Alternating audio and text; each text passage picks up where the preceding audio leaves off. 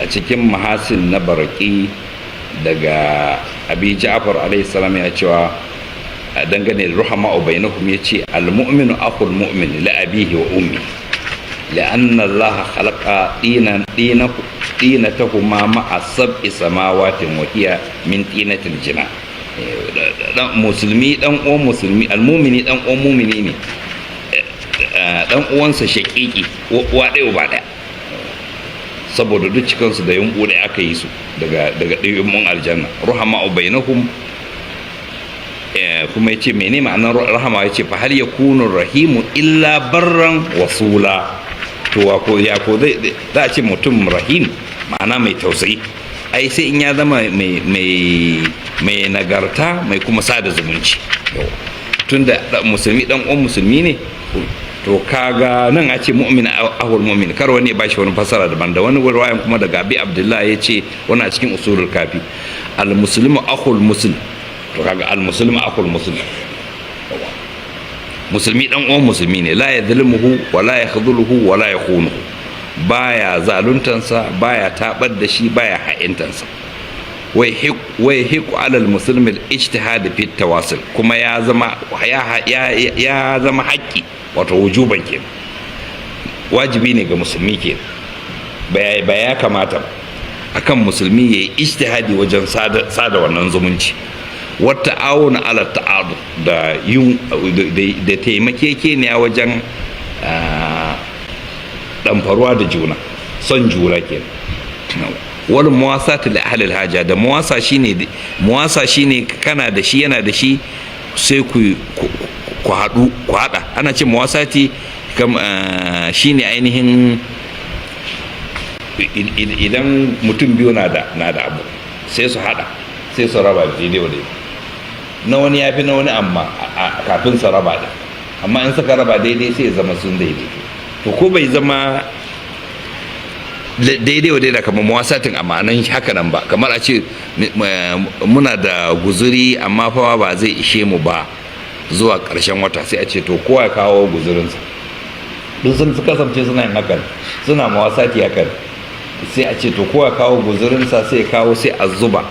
kamar a tafiyan zuwa harin tabuka an yi irin wannan muwasati aka ce duk mai guzuri ya kawo kowa sai kawo guzurinsa ya zuba sai aka cakuɗa sai aka raba daidai wani yana da guzuri da yawa wani yana da kaɗan amma yanzu an tashi daidai wadda shi ne muwasati a ainihin ma'anar luga to amma muwasati idan aka ce kai muwasati da dan uwanka daga abin da Allah ya hore maka ka taimake shi da shi kai muwasati ba sai ka ce nawa kake da shi ya ce kaza ne ni ko ina da kaza to aljihunka nawa ne ka naira kaza ne ni ko kaza ne zo mu raba mun yi muwasati ke ba zalai haka nan ba yana da bukata ka taimake shi sunansa muwasati to وتعاطف بعضهم على بعض حتى تكونوا كما أمركم الله عز وجل رحماء بينكم yawa ke ce kuma to ku yi su ku so juna ku kuma taimaki juna kamar yadda ubangijin ku ya umarce ku yace ruhama'u bainakum ko da kina ali ruhama'u bainakum yana ba da labari dangane da su to ya ce ku ruhama'u bainakum ne ma saboda ku zama hakan mutarahimina muktamina lima gaba ankum min amrihim ala ma madha alaihi ma'ashir al-ansar ala ahd rasulullah sallallahu alaihi wa wannan cikin usulul kafi wato kinan kuna masu juna to kuma kuna ɓoye abin da ya ɓoyu kamar yadda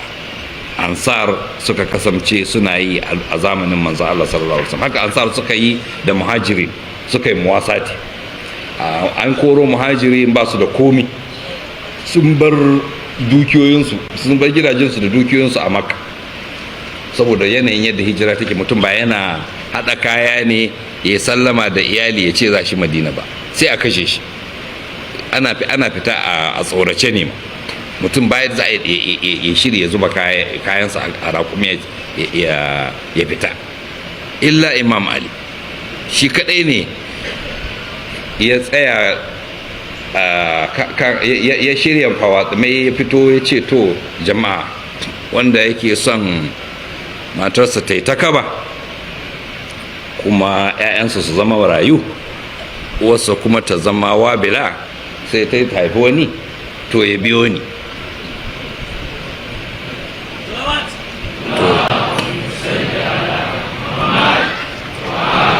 To amma ba ka ba, kowa haddasa wani da wani duk a sace suka fita.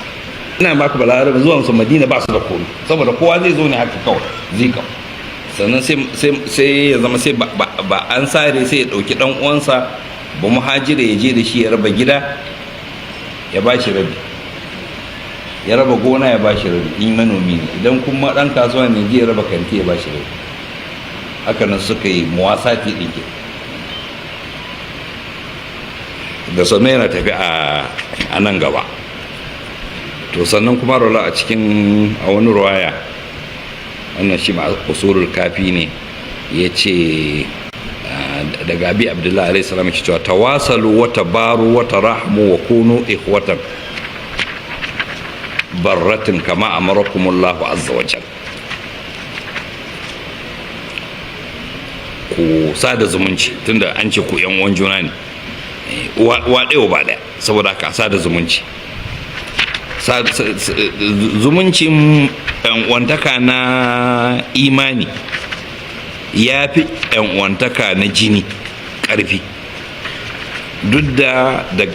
daga baya an mai da gado a wantakan jini.